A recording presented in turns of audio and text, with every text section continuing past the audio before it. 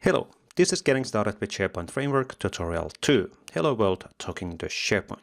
And this continues evolving the solution which we created in the Tutorial 1 related on the Hello World web part. This is December 2017 edition, so please note that the videos might be slightly falling behind on the written tutorials when we might have some changes on the story. But we keep on updating the videos gradually as well. But the written tutorial available from the docs.microsoft.com/SharePoint is always up to date on the latest versions of the SharePoint framework. So let's actually jump on the actual story and evolving that solution which we created in the tutorial 1. And in this case, we'll start evolving this to actually start talking to SharePoint.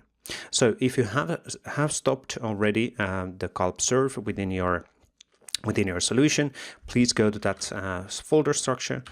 So in which we created in the tutorial 1, which was with the Hello World web port, and in here let's do gulp serve. So we are actually up and running in the local host. And really the key point of doing this is that you can actually do implementations and modifications of the code while the local host is running. And that's highly beneficial because you don't have to always explicitly stop and then do a gulp serve and then continue to be able to get to see what's actually happening within your web part. So now let's actually move into the Visual Studio Code, which you hopefully have up and running already from the tutorial 1. If you don't have, you can always open up the Visual Studio Code in the folder where we just moved in the console application as well. So in here, what we want to do is that we want to slightly evolve the implementation of our existing code. And what we want to do is that we want to actually add an entry on the render file, which is actually telling us the context of the page. So let's actually do that. So let's actually add a one-liner in this in the render method, which will then have the needed code to actually tell us the context or the title of the web where we're actually being executed or where we're being running. And let's save the changes. And that means that if your system and the serve is running, your changes are being picked up by the Webpack and your bundle is being refreshed. And that also means that your local workbench is getting refreshed automatically as well. So now if I go back on my local workbench and I add my Hello World web part, we can actually see that evolved or enhanced implementation of our web part, which is now saying loading from a local workbench. And again, why did it do that? Is that we added that code entry in the render file, which is saying loading from the property, which is essentially the property of the title of the web context property. And in this case, because we're running stuff in the local workbench, we can actually see that information is saying that the web.title is a local workbench. Now, if we would do the same in the context of SharePoint Online. So if I go back on my workbench in the SharePoint Online underneath the sites which I'm using for testing. So that was the site and then _layouts/15/workbench. So let's actually refresh this page. So we get the latest version of bundle being loaded on the page. We can actually see that this one is saying loading from group because the group is actually the title of the site, which the _layouts URL is added on. So this is basically how you can also dynamically be aware of the context where information is being loaded. So this time, this time we just took the context of the title of the web where we're getting rendered, but we can evolve this to be a slightly more enhanced in the future, which we'll do on the following steps. So let's move back on the code.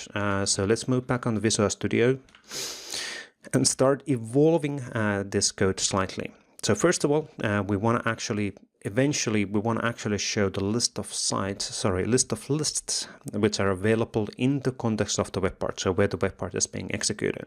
So let's add here first two different interfaces outside of the web part class, which we will use within our code. So and this is list of lists, and this is the actual list, and we're interested around the title and the ID of the list. So we'll output that within the UI. Now, For the local workbench side, we want to actually support doing mocking of the data. So what if you're not actually in the context of SharePoint Online and you want to do some mocking of the data? We can actually easily do that. So let's implement a mock client in this folder, the Hello World web part folder. So let's add a file here. Let's call that as a mock HTTP client, which is the one which is returning the mocked data within our code. And let's paste in the needed code for that one. So basically what's happening here is that we are using the SP list, which is now in the Hello World web parts file in there, which we just added. And then we're using that and returning that one, exporting the list of lists, which in this case will be the mock list 1, 2, and 3, returning that to the actual caller. Now, that's good. Now we kind of are building up the mocking data, to testing data for our web implementation, but let's also add the importing to be able to use that, and the importing of the mock HTTP client to this solution or this class. So let's save the settings. So now we can use the mock HTTP client within our code. So let's actually do that. So let's actually add a following method, a private method inside of the Hello World web part. And let's have a look on what that one is doing in practice. So that one is a method called getMockListData, and it is actually providing a list of list of lists and those interfaces which we just created. And in this case, what it's doing, it is actually returning from the mock client. It is actually returning the list of lists for the caller. So this way, we have an internal method which is then using the HTTP mock client to get the information for us. So, and then what we want to do is also get a list of lists from a SharePoint site. So we want to have, if the web part is being executed in the context of SharePoint Online, we actually want to use the list of lists from a SharePoint site. And for that one, we're going to use SP HTTP client. There is an HTTP client available in the SharePoint framework as well, which is not aware on the context of SharePoint. The SP HTTP client is the one which is aware of the context of the SharePoint, so it actually encapsulates and abstracts the let's say the token handling and authentication handling when you're calling against the SharePoint. And let's actually create a function or method for that one as well, right next to the mocked list data, and paste that one in here from our written tutorials. So saving this one, and in here we can actually do a quick change of a line, so we can actually get rid of that warning which the status lint actually provided. But let's have a look on what this one is actually doing. So we are using this.context.sp HTTP client and a get operation underneath the contextual or the context URL, so the absolute URL of the site where I'm actually being hosted, the web part is being hosted. And then we're using the list a REST API to return us the list of lists where the hidden attribute of the list is not or equals false. So basically, it is hidden list of the site. So in SharePoint, you might have lists which are hidden, which are not available from the UI of the SharePoint, but they are available in the object model level. So this one is returning then us those lists which are matching on what is being visible in the context of the site. And then we're using the HTTP context configuration v1. This is basically saying automatic or setting the configurations on how to access this information and how to handle the authentication and everything else towards SharePoint. And then we're actually getting the response JSON from that REST API. That's pretty much all what's in there, or what's required for hitting the REST APIs in SharePoint side. Obviously, you need to understand the REST API structure and what is the APIs available, but it's all about using the SP HTTP client and SP HTTP configuration and getting the list of JSON then available. Now, we've saved the changes. We can quickly go back on the console side and have a look on the fact that there's no exceptions and errors here. So our new bundle has been refreshed or recompiled or transformed to be JavaScript, so no exceptions there. Now we want to actually slightly evolve also the outputting of our information. So let's go and open up our styling file, and this is a SCSS file which is automatically generated for your web part, and it has already some configurations on it. It also has a import to the dynamic Office the Office UI Fabric CSS file, which will take care of some of the theming algorithms and some of the theming logistics inside of your implementation. It also, for example, includes what are these definitions in practice. So it has the mapping between your solution and the styles against the Office UI Fabric styles. We're not gonna, there's a separate tutorial around the Office UI Fabric, so I'm not gonna deep dive on that one, but basic idea of this one is that you can easily use the same styles as out-of-the-box web part, so that your web part is looking exactly the same as the out-of-the-box web part, so you don't have to worry about building those styles by yourself.